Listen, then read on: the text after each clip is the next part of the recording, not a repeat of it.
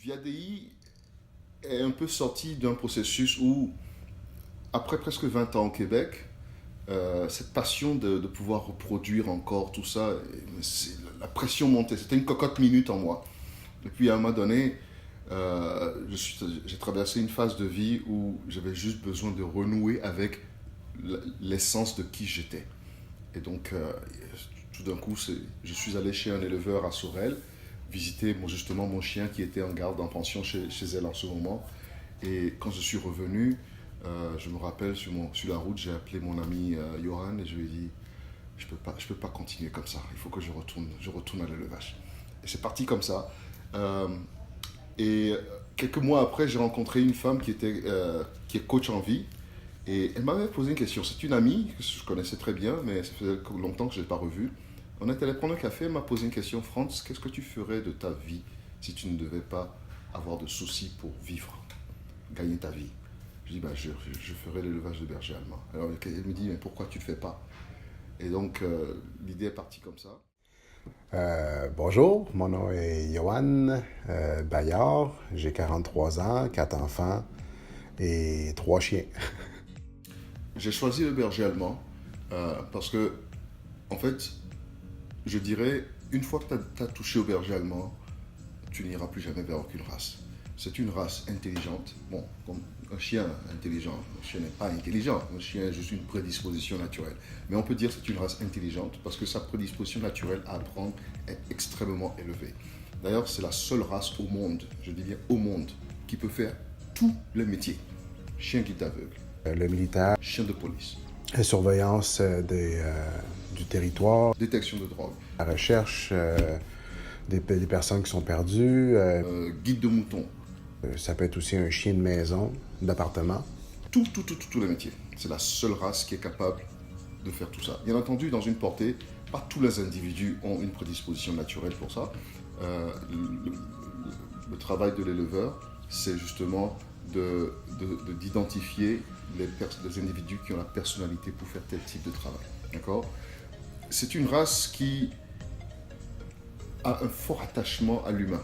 On a une relation fusionnelle avec elle, mais ce n'est pas une dépendance émotionnelle.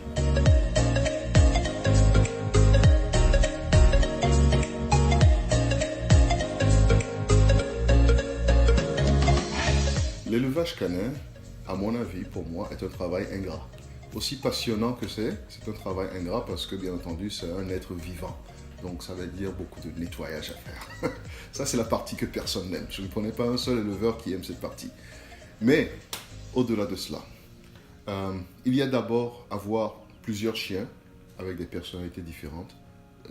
On a des relations très différentes d'un chien à l'autre.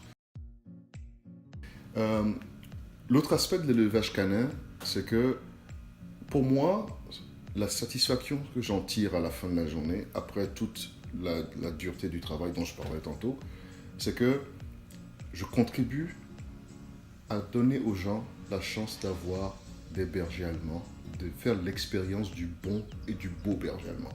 Bon, bien dans la tête, en santé. Beau, belle structure, beau chien. Quand tu promènes ton chien dans la rue, tout le monde dit waouh. Pour obtenir un résultat pareil, c'est un travail de très longue haleine. Il y a d'abord, on n'accouple pas une femelle avec un mâle juste parce que c'est un mâle berger allemand. Il faut d'abord s'assurer que, en termes de structure, de conformation, ils peuvent matcher ensemble. C'est-à-dire que les chiots qui sont donnés, est-ce qu'ils seront beaux? Pour pouvoir faire ça, il faut remonter à plusieurs générations en arrière de la femelle et à plusieurs générations en arrière du mâle. Alors ça, c'est ça l'élevage. D'accord? Le côté où tout ce travail-là, c'est des heures d'études. On passe des coups de fil, on envoie des messages. Qu'est-ce que tu penses de tel chien? Pour pouvoir décider de comment je mélange les chiens. D'accord? Ça, c'est le côté intéressant. Le côté moins intéressant, c'est le nettoyage. C'est-à-dire, il faut garder tout ça propre. C'est des êtres vivants. Donc, il faut garder la cour propre, il faut garder les enclos propres, il faut les soigner, il faut les nourrir avec une nourriture adaptée à leur cycle de vie.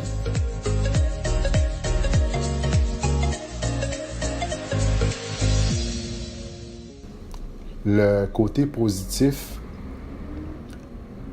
c'est vraiment apprendre à se connaître en tant qu'être humain parce que le chien n'a pas à apprendre de nous autres, c'est nous autres qui avons à apprendre du chien.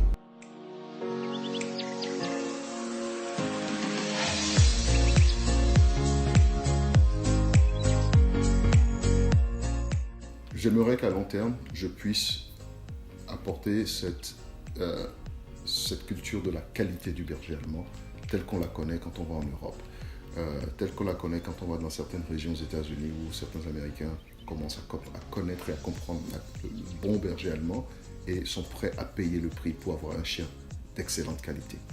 Et je pense qu'éventuellement ça va venir au Québec. Je vois par exemple comment mes clients réagissent depuis que je me suis lancé avec ADI au Québec. Ils sont très contents. Des fois, je leur vends des chiots qu'une fois que je les vois grandir, je me dis pourquoi je n'ai pas gardé ce chiot. Mais je ne peux pas les garder tous. Les chiens sont tous vraiment respectueux. Ils ne sont pas agressifs pour Saint-Saëns. C'est des chiens qui sont très... des chiens qui sont très... comment je pourrais dire... sociables. Ils vont s'adapter à tout. C'est vraiment le fun. C'est pas des chiens agressifs comme le monde ils peuvent le penser, comme le pitbull ou bien d'autres chiens, le rottweiler, tout ça. Ce sont des chiens aussi qui sont très bien. Je veux dire, le pitbull est supposément très facile à dompter, à lui apprendre plein de choses. C'est vraiment le propriétaire qui fait en sorte que le chien soit agressif ou non. Donc, non, le berger allemand, c'est un chien de choix.